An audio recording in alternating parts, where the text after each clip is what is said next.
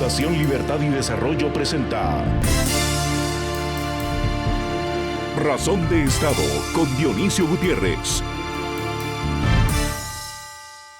Después de la Segunda Guerra Mundial, Estados Unidos asumió el liderazgo de Occidente y su defensa militar. Europa inició la reconstrucción y fundó su modelo de desarrollo en la democracia liberal y el capitalismo. Con la caída del muro de Berlín y la implosión de la Unión Soviética, Estados Unidos se consolidó como el nuevo imperio y la nación más respetada del planeta.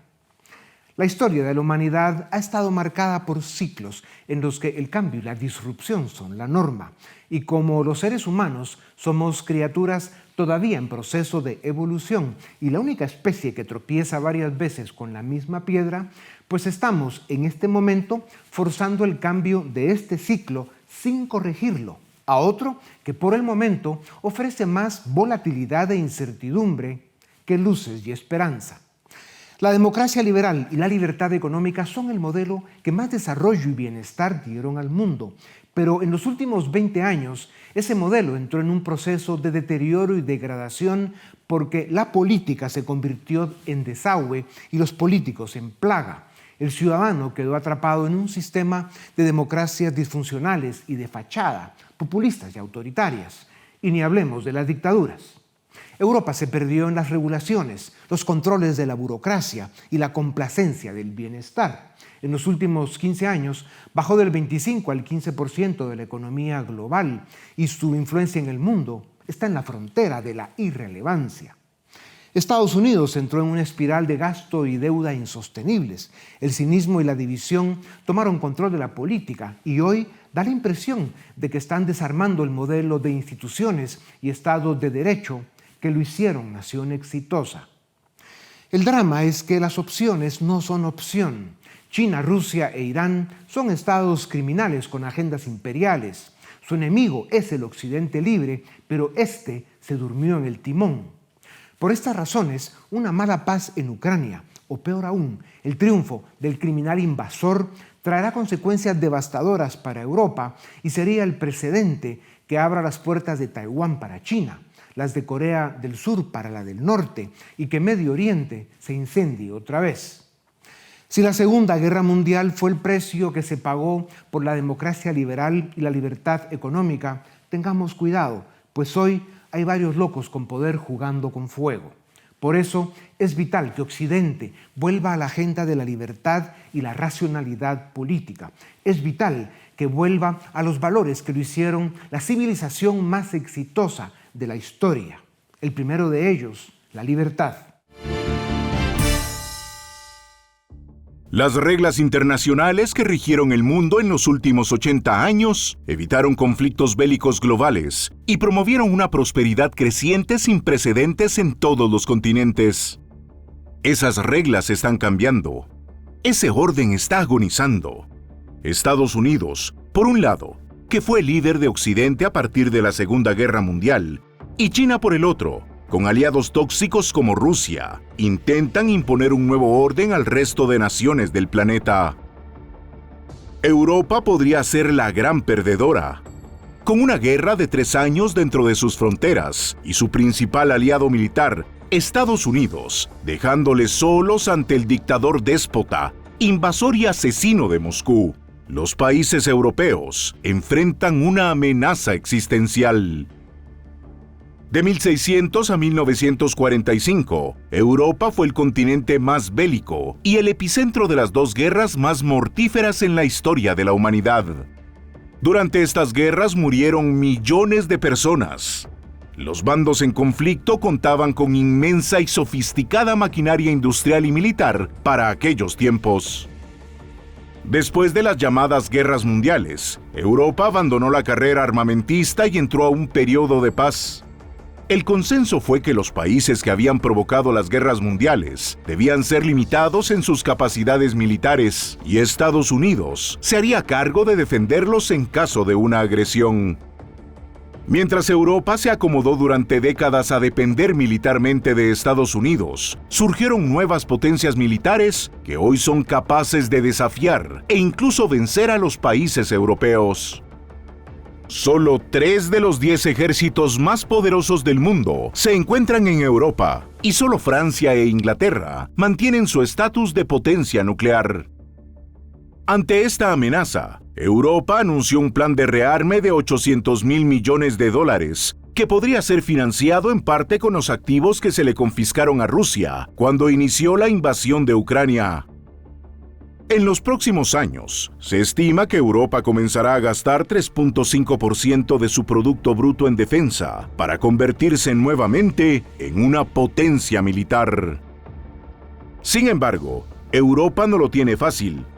Gran parte de sus capacidades militares dependen del soporte que le brinda el ejército de Estados Unidos o compañías estadounidenses. Pero las relaciones transatlánticas se están deteriorando y la OTAN corre el riesgo de desaparecer. Además, para Europa será muy difícil iniciar una nueva era armamentista con una economía débil, una población envejecida, alta deuda pública y un gigantesco estado de bienestar que no solo representa un enorme peso fiscal, sino también desincentiva la innovación y la laboriosidad de los europeos. El tridente del mal, China, Rusia e Irán, con países satélites en los 5 continentes, son una grave y creciente amenaza para Occidente debido a que Estados Unidos hace cada día más evidente que decidió abandonar a sus socios históricos y busca rediseñar el orden geopolítico mundial, motivado por intereses de corto plazo, abandonando los valores que lo hicieron el líder de Occidente. Europa, la cuna del Renacimiento, del liberalismo moderno, de la revolución científica y la revolución industrial, tiene el mayor desafío de los últimos 80 años. Tendrá que reinventarse y convertirse nuevamente en la potencia económica y militar que definió el mundo en los últimos 500 años. ¿Podrán con ese desafío los líderes del viejo continente? Después de la Segunda Guerra Mundial, los habitantes del planeta hemos vivido el ciclo de mayor paz, prosperidad y desarrollo en la historia. Más gente que nunca salió de la pobreza y faltan muchos todavía, pero íbamos bien y los conflictos se superaban. Esa era terminó. Desde los primeros años de este siglo, el mundo está presentando síntomas de que vamos hacia un conflicto global con características impredecibles e insospechables consecuencias. Europa, la Unión Europea, uno de los inventos más extraordinarios y exitosos de la historia, está en peligro por múltiples razones. Lo delicado es que el futuro próximo de Europa está concatenado con el futuro de Occidente, del cual nuestra América Latina es parte. Para conversar sobre el delicado momento que vive Europa, tengo el gusto de presentarles a Román Ortiz, doctor en Ciencia Política con maestría en Administración, es experto en seguridad, defensa y geopolítica y es asesor de importantes instituciones en Estados Unidos y América Latina. Doctor Ortiz, bienvenido a Razón de Estado. Se han venido acumulando los dolores de cabeza para Europa. Ucrania, la economía, la migración, la debilidad de los gobiernos, liderazgos muy cuestionables y el futuro de la OTAN de cara a la amenaza rusa a otros países de Europa. ¿Cuál de los problemas es el que más sueño te quita? Sin duda alguna, la amenaza rusa. Yo creo que Rusia, para Putin en particular, Ucrania solamente es el primer plato. Y si no se frustra su interés expansionista en Ucrania, vamos a tener un conflicto con los bálticos y es posible que más adelante con otros países de Europa. Con la nueva política exterior de la Casa Blanca respecto a Ucrania y a la OTAN, ¿será capaz Europa de estar a la altura de las circunstancias? ¿Cuáles pueden ser las consecuencias si no? Bueno, no cabe la menor duda de que es un reto impresionante. Me parece que hay una buena oportunidad, sobre todo después de las elecciones alemanas, con la llegada de Friedrich Merz a la Cancillería en Alemania. Si Europa no está a la altura de las circunstancias, sobre todo si no se rearma, lo que vamos a tener finalmente es lo que se llama la finlandización de Europa, es decir, que al final los Estados europeos van a perder su soberanía y van a quedar bajo la esfera de influencia rusa, por lo menos una parte de ellos, sobre todo Europa del Este. ¿Cómo explicas la aparente alianza o complicidad entre la Casa Blanca y el Kremlin? Yo creo que tiene mucho que ver con la personalidad del presidente Trump. Yo creo que tiene una admiración por Vladimir Putin y en general por los hombres fuertes, digamos, en la política internacional, por las figuras autoritarias. Y me parece que tiene que ver con que él además tiene un gran desprecio por lo que ha sido, digamos, el establecimiento de política exterior y de defensa tradicional en Estados Unidos. ¿Cuánto de fuerte va a ser este giro y cuánto va a durar? Es una duda, porque depende tanto de una sola persona y de un grupo pequeño en torno a él, que uno puede guardar la esperanza de que después de eso las cosas volverán a ser por lo menos distintas de lo que son ahora. 30 países de Europa y la OTAN están en reunión permanente para discutir sobre la defensa de Ucrania y la paz en Europa. ¿Ves un escenario en el que si Estados Unidos se sale de la OTAN y abandona a Europa, el tirano asesino de Moscú se quede con Ucrania y siga invadiendo otros países de Europa? Ya dijiste algo, pero profundiza un poco más el tema porque ese es el tema. Sin duda, es decir, si Europa no permanece unida y si no gasta lo que tiene que gastar y si no toma los riesgos que tiene que tomar, y entre ellos, por ejemplo, utilizar los 200 billones de dólares que tiene de Rusia congelados en sus bancos para armar a Ucrania y fortalecer su defensa, entonces tenemos un escenario delante en el cual básicamente Putin va a poder despedazar Europa pieza por pieza. Yeah. En el último siglo, Europa fue el centro de 2 guerras mundiales y la Guerra Fría. En los 3 conflictos, la participación de Estados Unidos fue determinante. Europa se convirtió en el epicentro de la libertad, del libre mercado, de los derechos civiles y el Estado de Derecho. Y en esto Estados Unidos llegó a ser su espejo hasta ahora. Hay retroceso, decadencia y pérdida de estos valores de ambos lados del Atlántico. Estados Unidos y Europa, que también juntos eran una fuerza imbatible en defensa de la libertad, ya no lo es. Esto cambió. ¿A dónde va el mundo? Yo creo que estamos en una coyuntura crítica. Yo creo que hay dos cuestiones que van a determinar eso. Por un lado, si aquí, digamos, las tendencias autoritarias que se están manifestando dentro de los Estados Unidos se consolidan, o por el contrario, la sociedad civil norteamericana, que es extraordinariamente potente y autónoma, demuestra que puede, digamos, contener esas pulsiones autoritarias y retornar o reconstruir la fortaleza de la democracia liberal. En el otro lado, el reto es si Europa puede permanecer unida. Si las fuerzas nacionalistas que están creciendo en algunos países, como Alemania o como Francia, se imponen y se va a una disgregación que va a hacer mucho más fácil a Moscú influir en Europa, o por el contrario, permanece unido y el proyecto de la Unión Europea sigue adelante con más fuerza. Rusia busca desmantelar el equilibrio de poder con Occidente, un poder vigente desde que terminó la Guerra Fría. China usa a Putin y a Irán para el mismo objetivo. ¿Estamos ya en una nueva Guerra Fría? Creo que estamos en algo aún peor que la Guerra Fría, y es que estamos en una competencia entre múltiples potencias.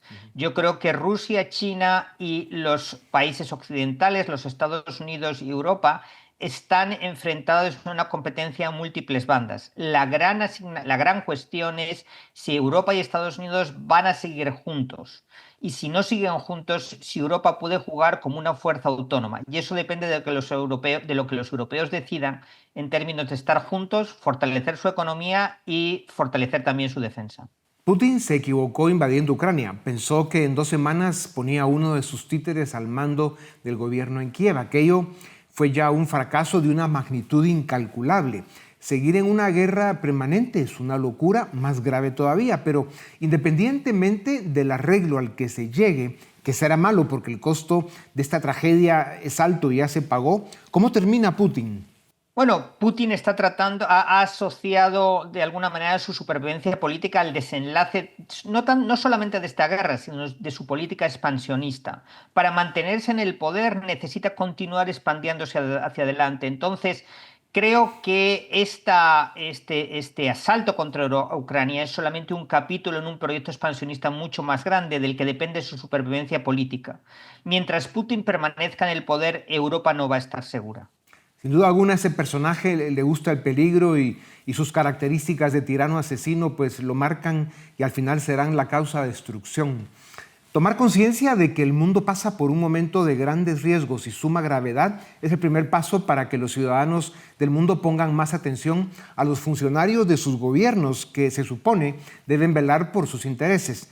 Los primeros, la paz, su seguridad y su bienestar. Vaya tiempo los que vivimos. Doctor Ortiz, como siempre, muchas gracias. Iluminas esta tribuna. Los ataques terroristas de 2001 en Estados Unidos marcaron el inicio de un siglo que no ha dejado de sorprender, asustar y amenazar. Van 25 años y vean cómo estamos. El desafío más grande que enfrenta el mundo en que vivimos es la ausencia de liderazgos sólidos que practiquen la racionalidad política y que comprendan la importancia de defender los valores de la libertad y los derechos civiles que construyen naciones exitosas. Para conversar sobre la complejidad geopolítica que vive el mundo y los efectos que está provocando en América Latina, tengo el gusto de presentarles a Ignacio Montes de Oca, escritor y periodista argentino. Se especializa en investigaciones históricas y análisis de conflictos internacionales. Ha trabajado con History Channel, National Geographic, Discovery Channel, Chilevisión y Canal Encuentro, entre otros. Ha publicado 3 buenos libros. Ignacio, bienvenido a Razón de Estado. ¿Cómo calificas la situación de Ucrania esta semana? ¿Ya tiene acceso a la inteligencia americana para defenderse? La situación de Ucrania en este momento es de resiliencia. Ha logrado resurgir a partir de aquel bochornoso evento en el Salón Oval. Acaba de firmar un acuerdo para una tregua de 30 días con Estados Unidos y ahora la pelota quedó del lado de Putin. Ucrania ha demostrado que quiere la paz y mientras tanto sigue resistiendo. Actualmente solo Francia y el Reino Unido poseen armas nucleares en Europa, que ya son muchas, pero ¿deberían otros países europeos tener capacidades nucleares para disuadir al loco del Kremlin de que haga más locuras de las que ya ha hecho? Sucede que cuando Ucrania en el 91 se independiza y firma los acuerdos de Budapest, se deshizo de casi 1900 cabezas nucleares. Hay una lección que empieza a entenderse y es que al haberse desprotegido nuclearmente fue atacada por Rusia. Ahora las únicas potencias, tal como lo dijiste, nucleares en Europa son Francia e Inglaterra. Entonces, la gran pregunta es, frente a un mundo en donde pareciera perderse el Estado de Derecho e imponerse la ley del más fuerte, ¿es válido seguir defendiendo la idea de que los países no tienen que proliferar nuclearmente? Es una enorme duda que ha planteado el mundo moderno y que Putin nos ha llevado lamentablemente a preguntarnos. Estados Unidos mantiene alrededor de 275 bases militares en Europa y entre 80.000 y 100.000 efectivos. ¿Qué tan preparadas están las fuerzas europeas para llenar esas capacidades en términos tecnológicos, estratégicos y boots on the ground, como dicen los americanos, o sea, soldados? Si hacemos una sumatoria de la cantidad de soldados, tanques y de presupuesto de defensa, a Europa le tiene que sobrar capacidad no solamente para enfrentar a Rusia, sino a cualquier otro adversario que se le presente.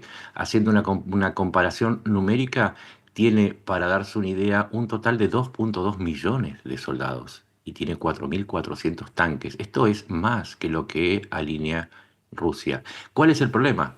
¿Cómo conciliar a una región que vivió en la comodidad del consumo durante tantos años, preocupada por temas como el género o el ambiente, que no son temas muy importantes, pero que no son prioritarios para la defensa, y además compatibilizar los intereses, lenguajes, culturas y tipos de combate o tipos de formas de combatir de 27 naciones? Es un desafío. La pregunta es, ¿tiene alguna alternativa Europa ahora que Estados Unidos pareciera estar en retirada? Ignacio, ¿crees que Europa debería utilizar activos rusos confiscados para financiar la construcción de parte de ese nuevo aparato militar que pareciera que necesita? Desde los acuerdos de Versalles queda claro que cuando un Estado provoca un daño, tiene que pagar por ello. Si Putin no se aviene a, por lo menos, pagar una parte del daño, se estima que la reconstrucción de Ucrania va a demandar 600.000 millones de dólares. Entonces, la licitud de este procedimiento históricamente es dada, sí, es viable. La gran pregunta es, ¿de dónde saldrá el resto? Porque los activos decomisados en Europa son 220.000 millones.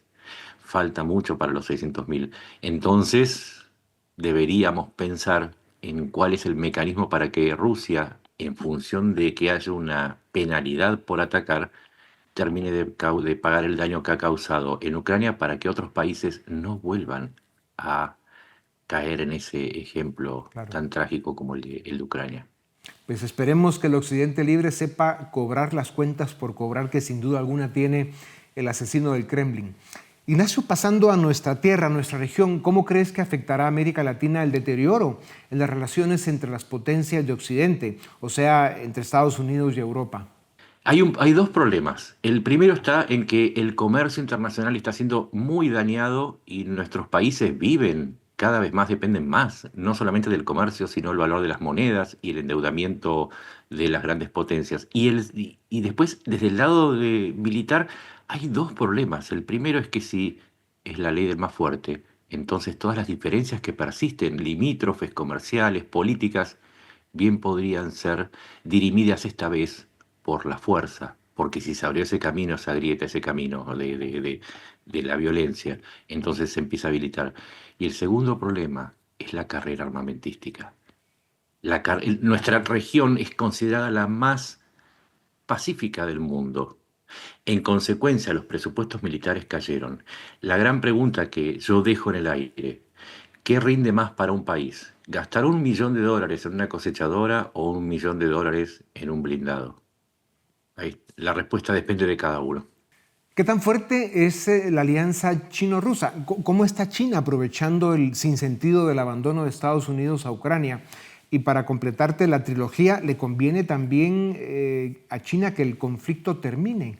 Para dar un ejemplo, Rusia le vendía a Europa antes de la invasión 220.000 millones anuales en gas y petróleo. Hoy China le compra un total de 64.000 millones, es decir, no terminó de reemplazar, pero sin embargo el vacío que fue dejando Europa con las sanciones y con el dejar de comprar tantas materias primas fue cubierto por China. Hoy Rusia depende para sus ingresos y para seguir funcionando, maquinarias industriales, automóviles, hasta celulares, depende de China. No hay en este momento posibilidad de reemplazo de China. Muchos dicen que Estados Unidos quiere desplazar a China de Rusia, pero eso de momento no es posible porque va a seguir sancionada por Europa, por lo tanto no es un mercado que sea válido como para comerciar o para poder hacer negocios. No, Estados Unidos no quiere desplazar a China de Rusia, quiere aliarse con China en todo caso para hacer algún tipo de acuerdo ideológico o alguna coincidencia ideológica entre Trump y Putin, pero más allá de eso no existe ninguna lógica porque China tiene agarrada a Rusia a la altura del comercio y a la altura de los ingresos, y de eso no se sale tan fácilmente. Ya. Para terminar, Ignacio, y te agradezco una respuesta breve, si tuvieras que hacer un pronóstico o una apuesta sobre cómo termina el conflicto en Europa, ¿cuál sería? No me animo a hacer una profecía, solamente tengo un deseo. Alguien invadió al otro y eso fue injusto. Yo creo que tiene que ganar la justicia. No hago una profecía, tengo un deseo, que gane la justicia Ya. esta vez y siempre. Hay pocos escenarios en los que habríamos imaginado a un Occidente tan desarmado y desorganizado, dándose golpes a sí mismo y abriendo las puertas para que los enemigos de la libertad avancen, pero ese es el mundo que hoy nos toca enfrentar. No queda otra que seguir luchando por esos valores tan importantes. El primero de ellos, la libertad, obviamente el Estado de Derecho y la decencia política. Ignacio, muchas gracias por tu tiempo. Qué gusto saludarte. A ustedes también gracias por acompañarnos una vez más. Esto es Razón de Estado.